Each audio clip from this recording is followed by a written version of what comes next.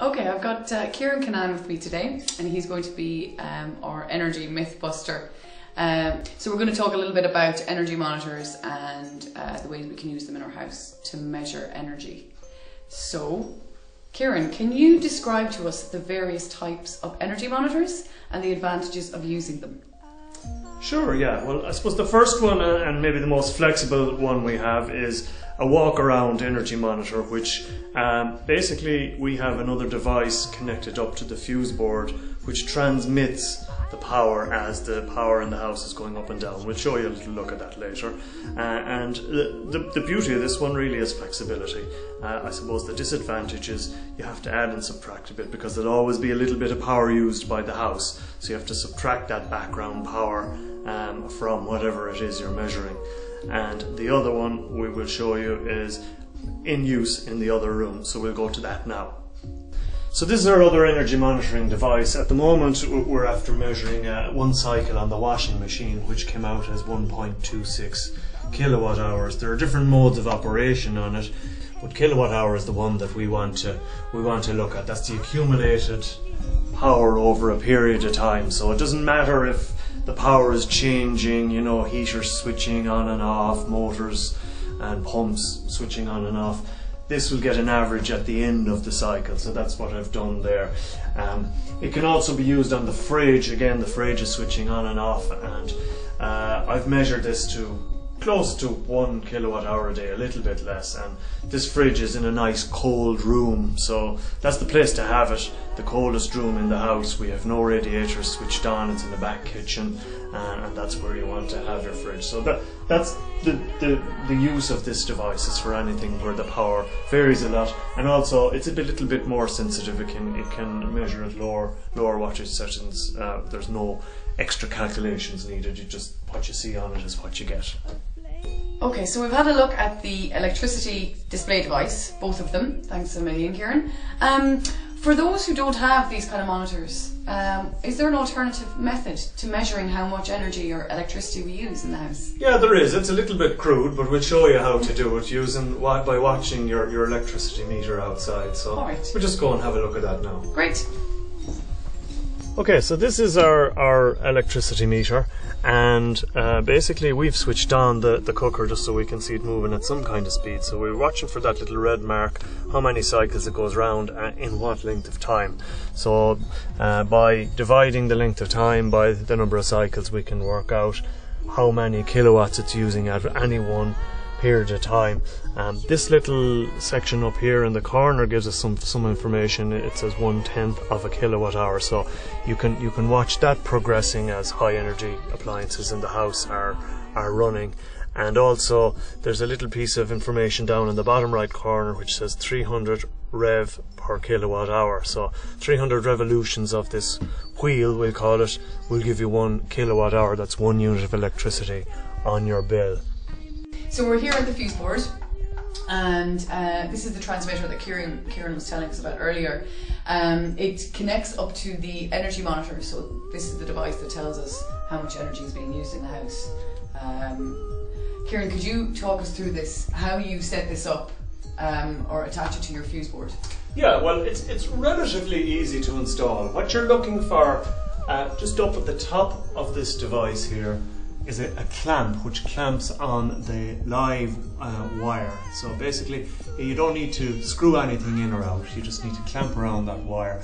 And what you're looking for is the one that really where the electricity comes into the house. So I know from looking at this it says 64 amps, that's a very high ampage that basically everything else is pretty much coming off this. So you're just trying to trace where the power comes into the house, and you clamp it onto that. So if you're onto your main circuit breaker, that should do the trick.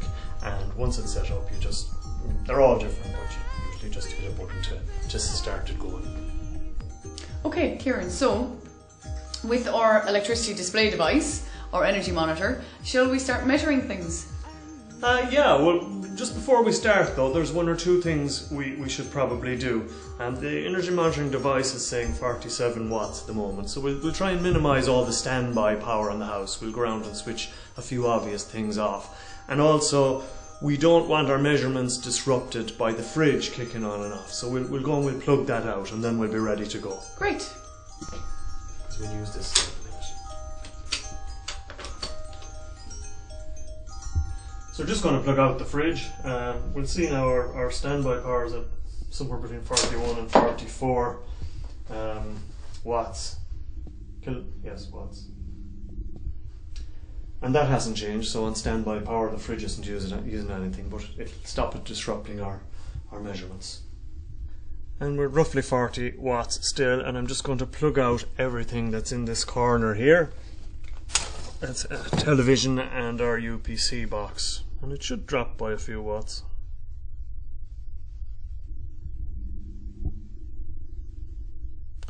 As you can see, it's gone down to 21 watts now, so we'll be stuck with that 21 watts throughout our measurements now. I won't be able to locate any more appliances on standby around the house. They're probably in some of the rooms, so this will be our base point for all our measurements from now on. So Kieran, can you tell us about the appliances that use a large amount of electricity, thousands of watts of electricity?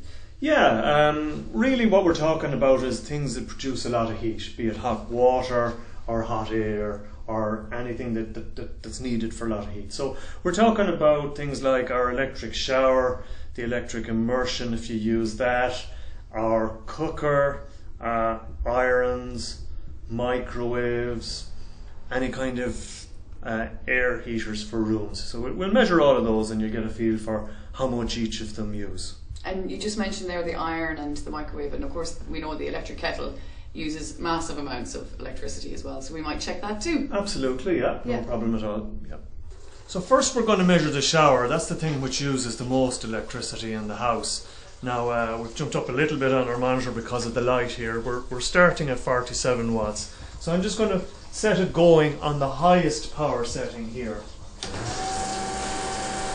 And you'll find that it's using about 9,500 watts.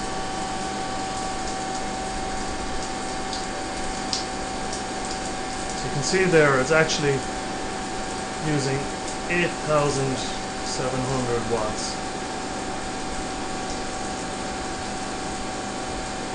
And if I turn this down,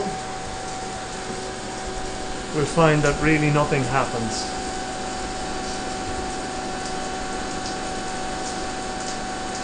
So we're now going to just change it to the middle setting.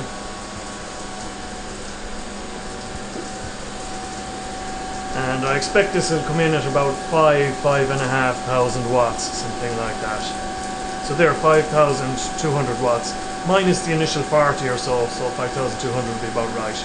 And we'll change it now to the lowest of the three settings, and you'll see that it comes down by maybe another 500 or 1,000 watts again.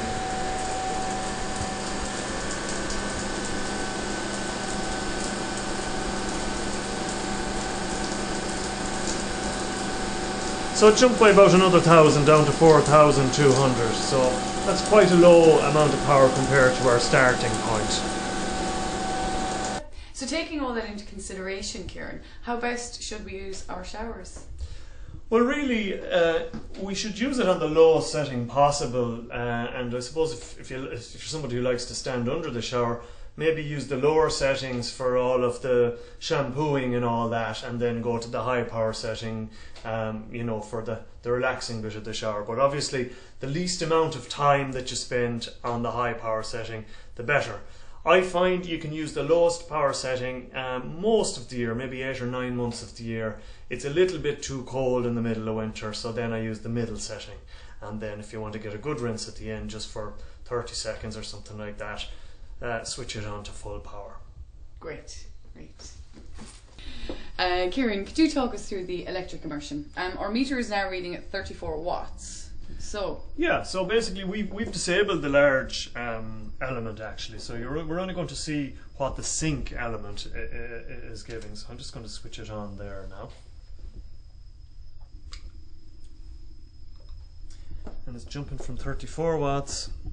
Oh wow! Up to 3,344 watts. So that's about 3,300 watts, and that's using the smaller of the two elements. So you could maybe expecting possibly 5,000 or more watts if you were using the bath. Okay. 5,000 or 6,000 watts, something like that. All right. All right, so we're going to take a look at some of the kitchen appliances.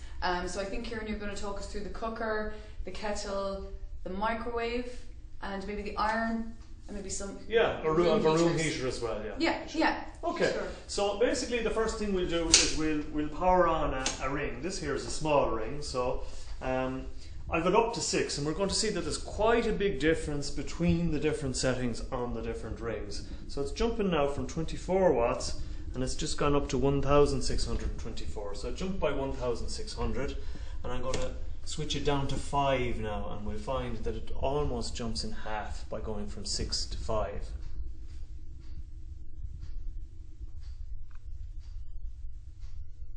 It's down to just over 800 watts again, subtracting our initial 21 or 22 watts. That's just about 800. Okay, we'll just knock it down to 4 now, and we'll see that it jumps from 800. Ignore that. It's going to jump down to roughly 500 watts. So 535 watts. So you can see we've substantially reduced the amount of power now by going down to 4. Just by knocking it down to 3, probably go down by another 100 or 200 watts. 372 watts. Knocking it down to 2. We'll just give it a few seconds because I think it'll go lower than that. 185 watts. And finally, we'll just put it down to the lowest setting of all.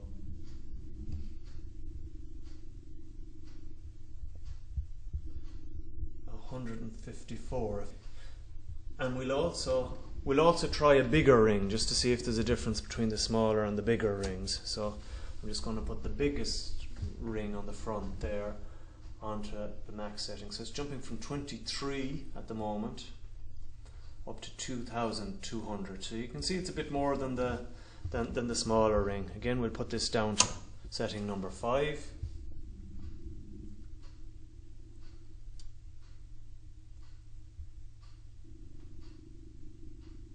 It's down to 1,250 roughly, and we'll go down to setting 4.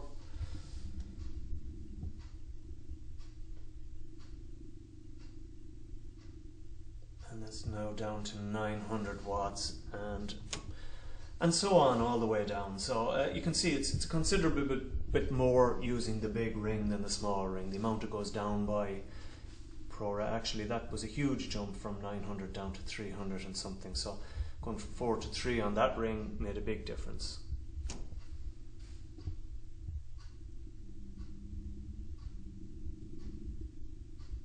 So on setting number 2 we're down to 252. Again, we're down into an area we wouldn't worry too much about at that stage.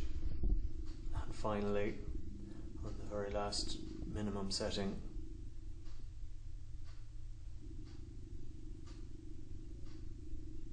just about 200 watts. And don't forget to subtract the 21 or 22 watts we had at the beginning as well.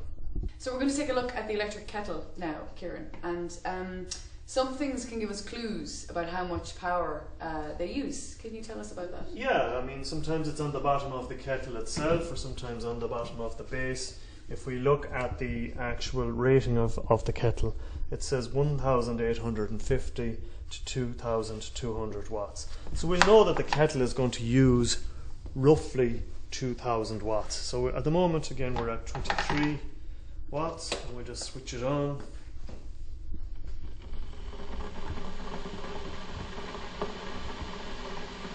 And you can see it jumped up to 2,174. So about 2,150 watts or thereabouts is what the kettle uses. And obviously the amount of water in there is directly equated to how much power. So at the moment we've just over half a litre. If we had put a litre in there, it'd use twice as much power to boil twice as much water.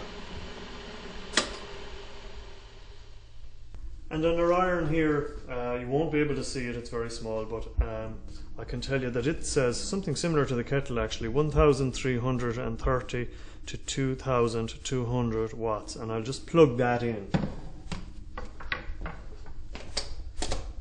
And it's jumping from 24 watts at the moment, 21 watts to 2244, so just over 2200 watts. But bear in mind your iron switches on and off, so as the thermostat goes on and off, we just turn it down enough for it to go off, it should just go back pretty much to zero.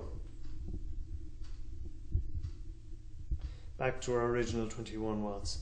So that'll cycle on and off, so the average might be 700, 800, 900, maybe 1000 watts, something like that. So that it's really the average you're going to be looking for with that. So we'll probably use our other device to measure something like an iron. So not much is known about microwaves. Do they use more or less than a regular cooker? Not quite sure. I'm just going to power it on here and I'm going to set it going and just see what happens. So it's just coming on for 30 seconds, so hopefully it won't blow the microwave having nothing in it. And it jumped up to 1500, so a bit more than I would have thought. So we'll just knock that off and we'll just do the same thing again in defrost mode. So we're now going to put it in defrost mode and just see how much less it uses.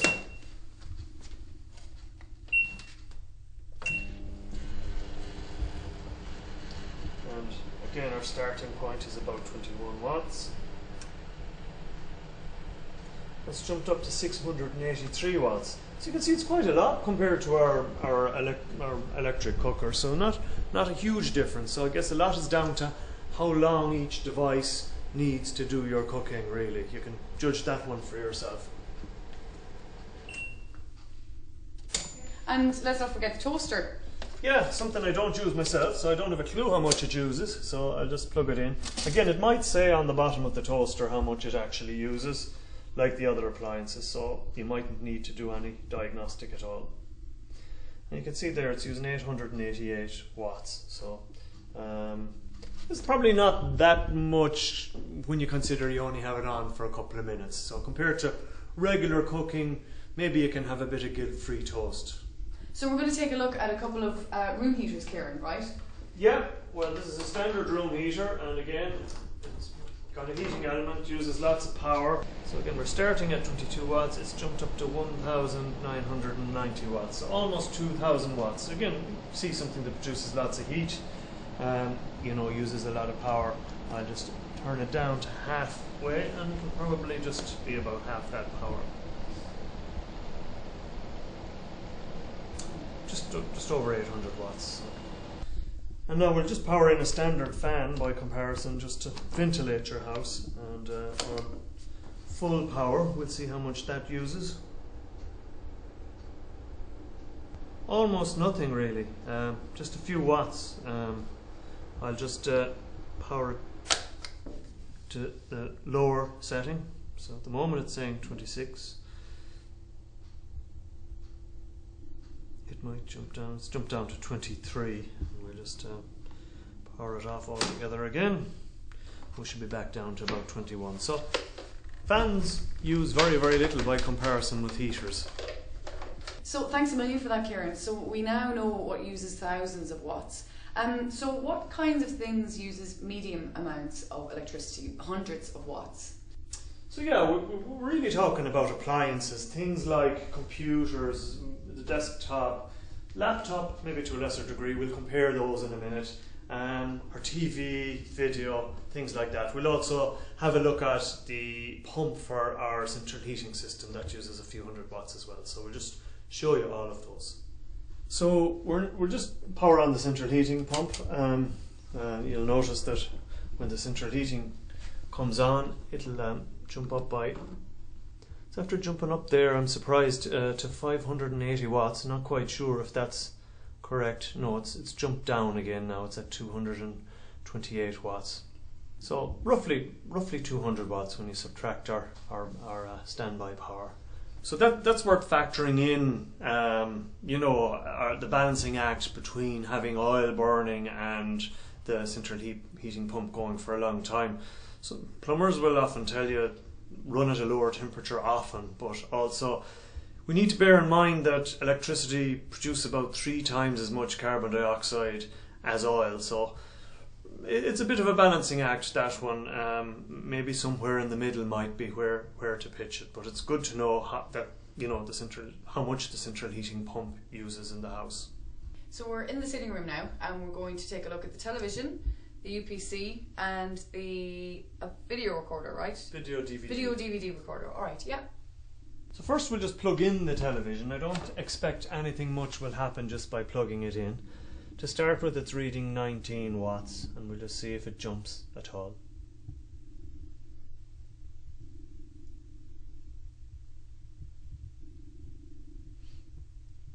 And as we can see, nothing has happened at all. So we'll just we'll just power on at the switch initially and just see how much it jumps up by from there.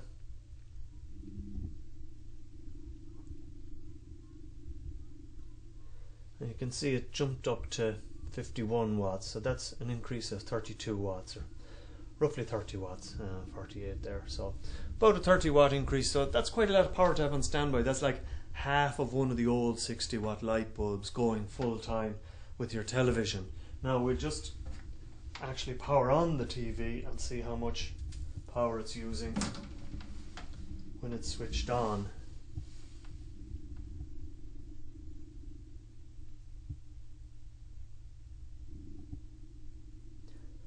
And it's after jumping to 128 watts. So when you take our initial 20 or so away, about 108 watts or thereabouts. So it's not an awful lot.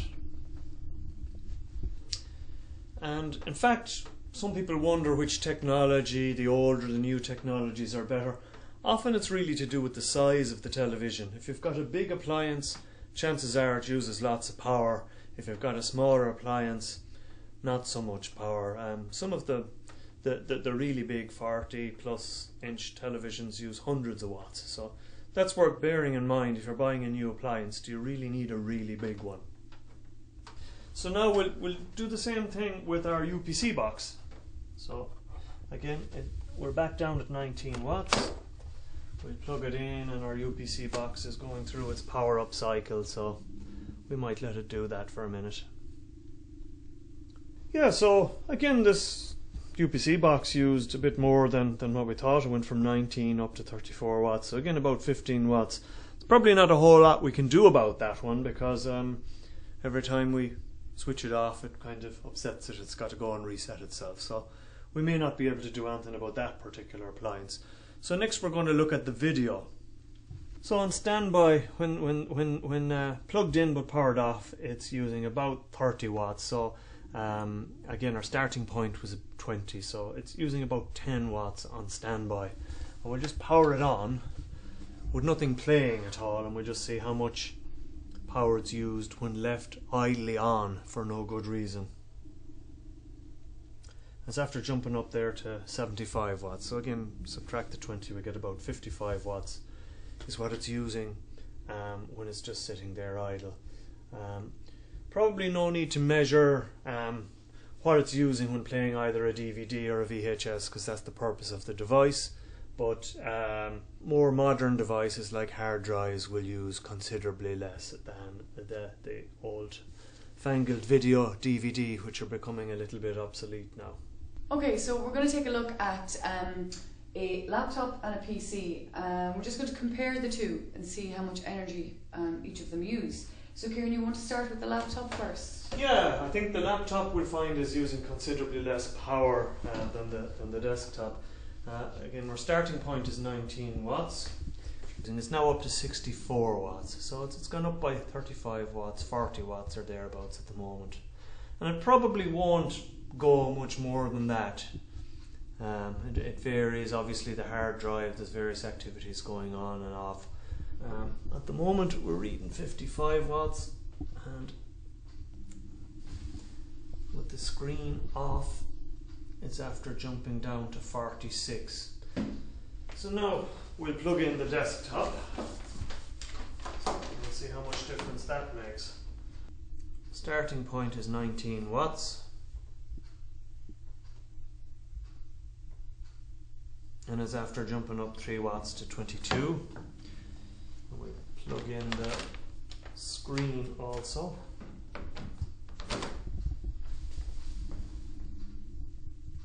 So it's going from 24 now 31, so that's another 7 watts, and that's without the screen even switched on. Now by switching on the screen, we'll probably find it jumps up by another few watts.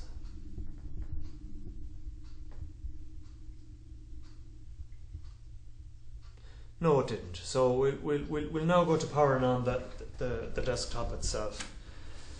So I think our starting point before all of this was about 20 watts once again. And it's after jumping to 170 watts. So about 150 watts. That's almost 4 times as much as the laptop. So as you can see, there's quite a difference between an old, clunky old desktop, and it's not that clunky really, and a laptop. A lot of it's down to the size of the device. Again, something that's big usually uses a good bit more power than something that's small.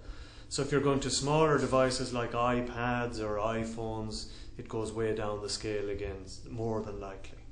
So we're just going to take a look. We do actually have one old style incandescent light bulb in the house, and it says 40 watts on it. We're just going to switch it on, and again our starting point is 19 watts.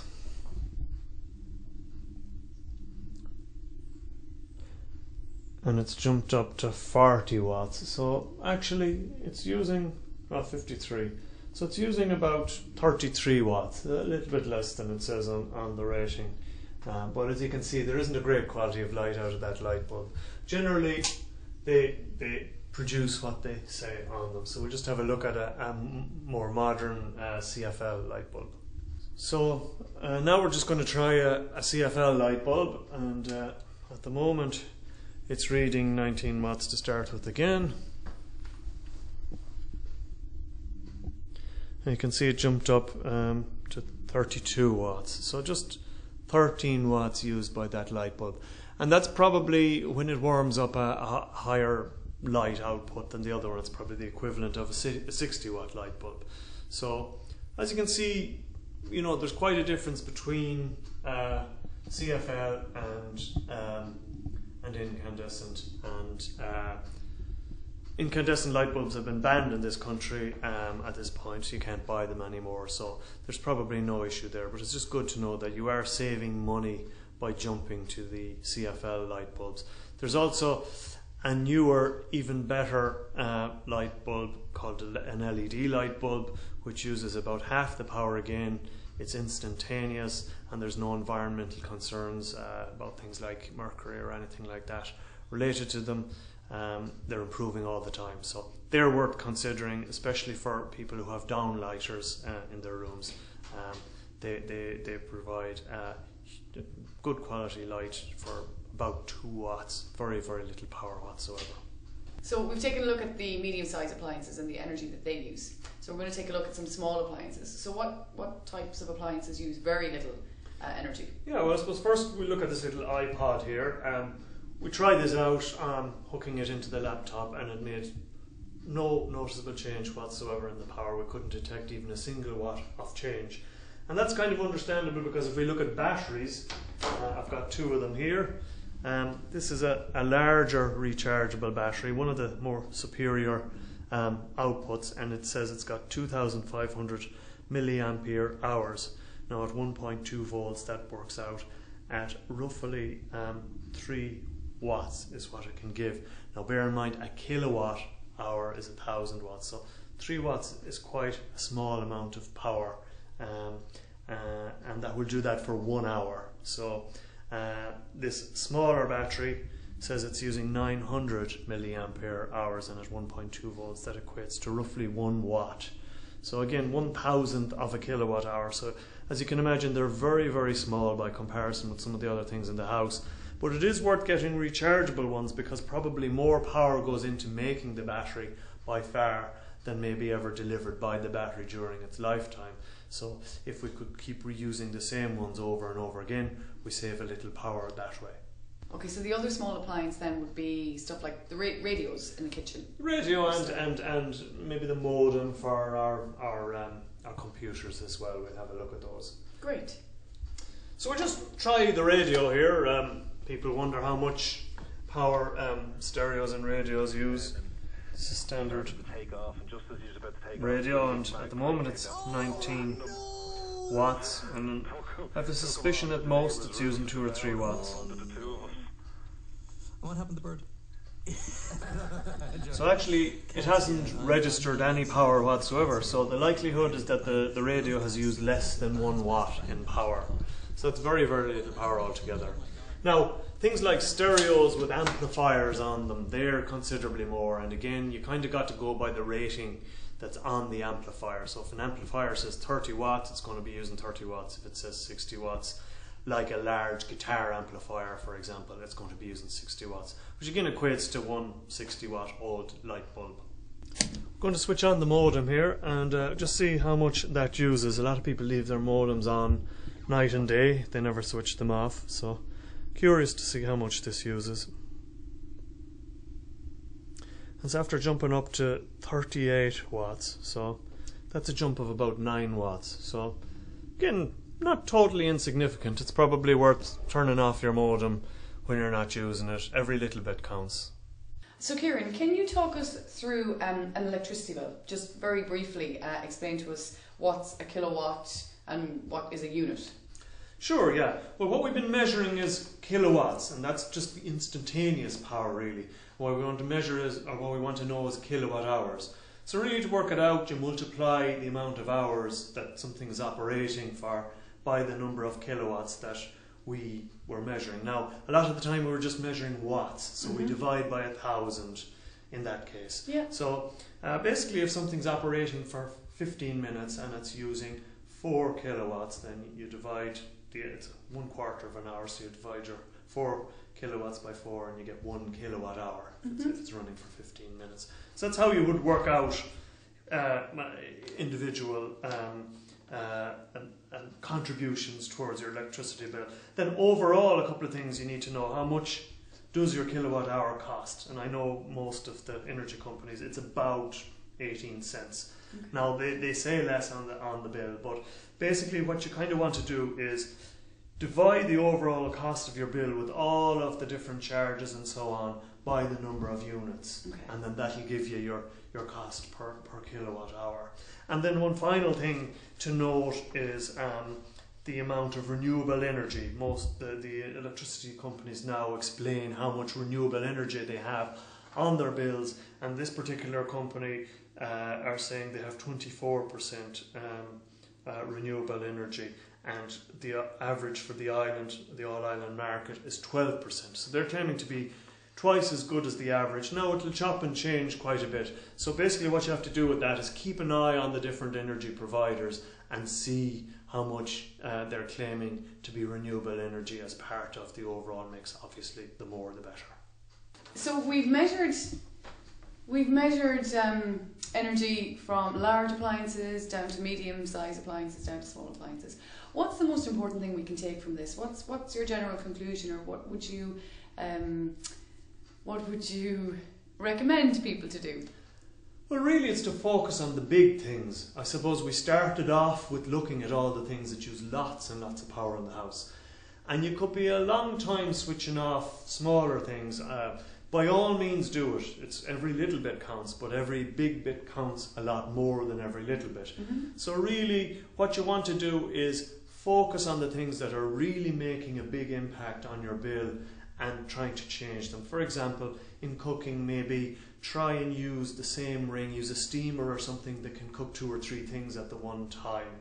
The kettle, obviously we saw there's a big difference between using half a litre and a litre, so minimise how much use that takes. And the biggest thing in the house we saw was the shower. The shower, if we change our behaviour for showering, that makes quite a substantial contribution to our electricity bill. So that's really it. I suppose the main thing is to try and know what your how much electricity is being consumed in your house, and hopefully this video will help to do that, and really after that it's up to yourself. Great, thanks a million, Kieran.